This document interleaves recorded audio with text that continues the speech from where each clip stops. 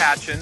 I'm an assistant professor of criminal justice in the Department of Political Science at the University of Wisconsin-Eau Claire.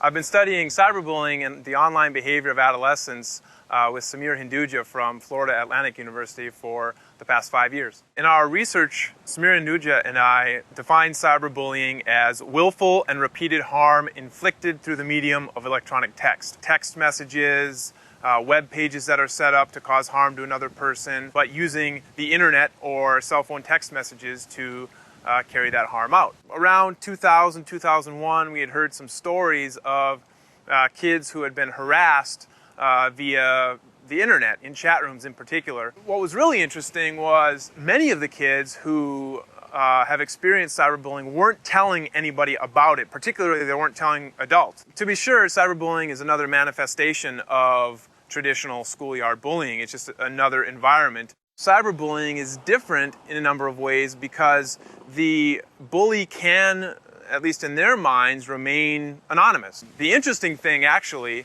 about cyberbullying versus traditional bullying is it's much easier to track cyberbullies than traditional bullies because you have a written record. There are a lot of effects of cyberbullying on the target or the victim. You know, some of the same effects that we see with traditional bullying, kids not wanting to go to school because they're afraid to face the bully, kids not wanting to go online. And so in many ways they feel depressed, sad. We are aware of a number of examples where kids have thought about suicide or in at least a couple of cases actually taken their own lives because of cyberbullying and other forms of peer harassment. Many kids are afraid to talk about their experiences with cyberbullying is because they're afraid they're going to get laughed at. They're afraid their parents aren't going to understand. But these victims or targets of cyberbullies really have, their whole lives are interrupted. If you think about the way kids interact and communicate these days, you know, they're online, you know, around the clock. And if you put yourself in the mindset of an adolescent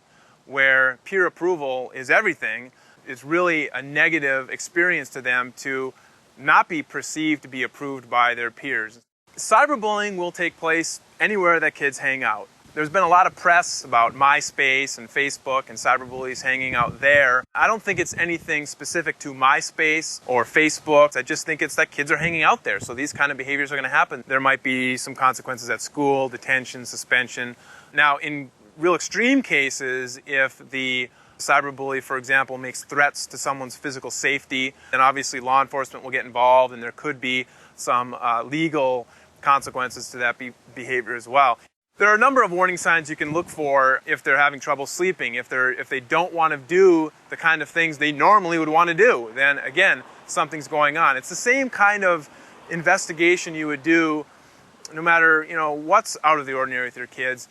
There's not a typical profile of a bully, of a cyberbully, or of a victim. There wasn't really any difference in terms of race, in terms of class, in terms of gender. There's some research to suggest that cyberbullying is most prevalent, most common in middle school. For the most part, our research demonstrated that the older the youth was, the more likely they were to have experienced cyberbullying either as a victim or an offender. Those who are more likely to cyberbully also are more likely to be involved in other offline problem behaviors. If they experience anything online that makes them uncomfortable, they need to talk to an adult about it.